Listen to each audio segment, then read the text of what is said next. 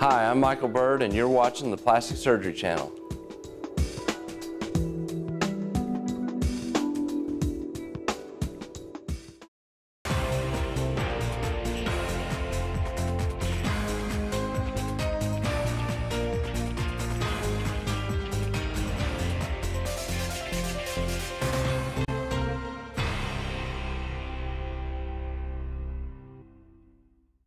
I'm Deanne Moore, and welcome to the Plastic Surgery News. Thank you for joining us today. In this week's news, we'll tell you about a way to look younger that is less painful and less expensive. And guess who hasn't been washing their hands? We'll have a shocking report you won't want to miss.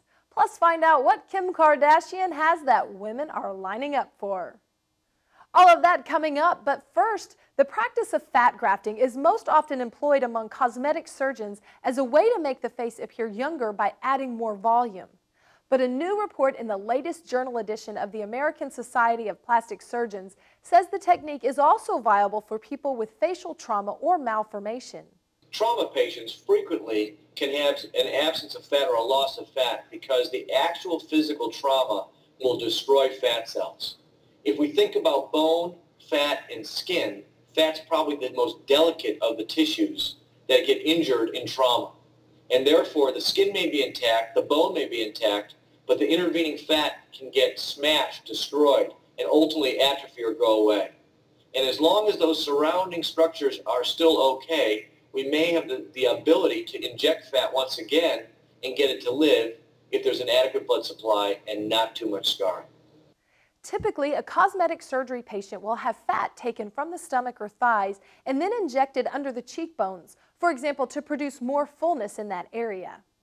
The new study looked at results for 100 patients who had undergone fat grafting to address structural issues in their face caused by injury or birth defects.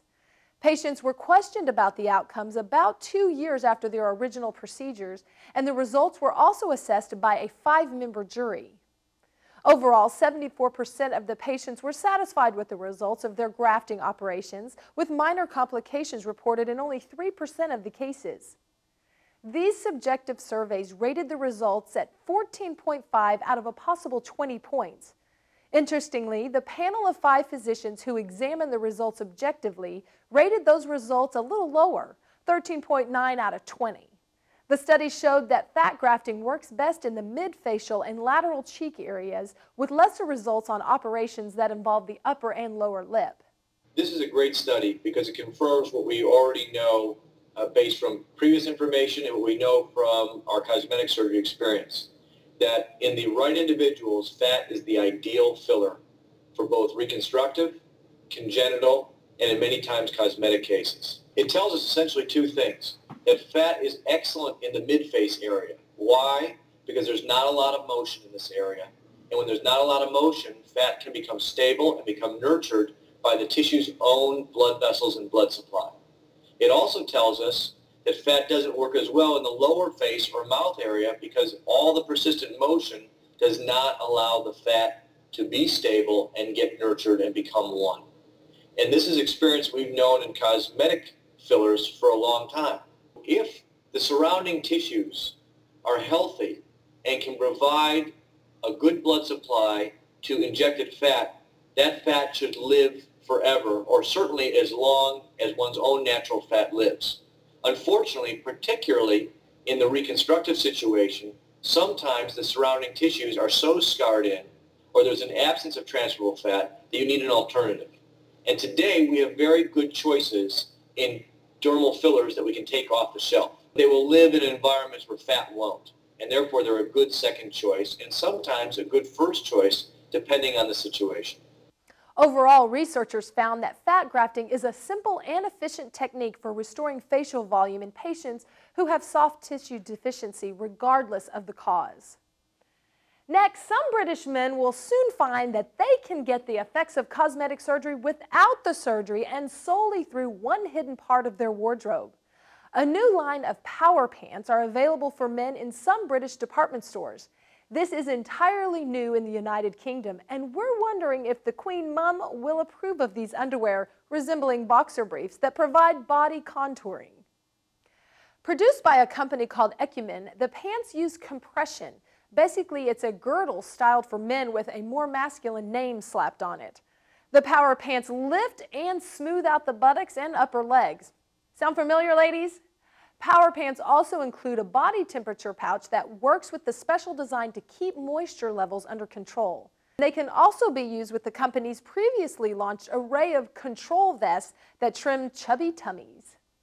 While women may find it funny that men are finally succumbing to these shapers, at least these items are more straightforward than the so-called cellulite-beating pants that were released in Britain earlier this year by another company. That product claimed to melt cellulite by way of infrared crystals inside the fabric that heated up the skin when you put them on. Not much is known about the success of this product since it first hit stores overseas. Coming up next, a new study shows who isn't washing their hands, and the results will surprise you. And we'll tell you about a new trend launched by none other than Kim Kardashian. But first, a quick break. We'll be right back.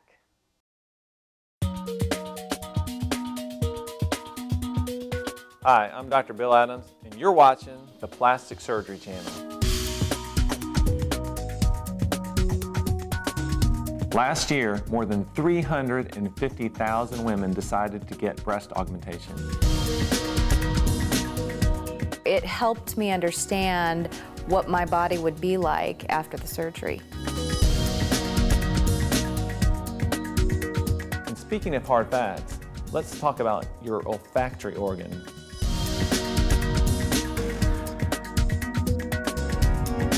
So a prospective patient, when they're looking to have surgery, must always understand that every single surgical procedure has its import, and they must be concerned with the quality that's being delivered to them.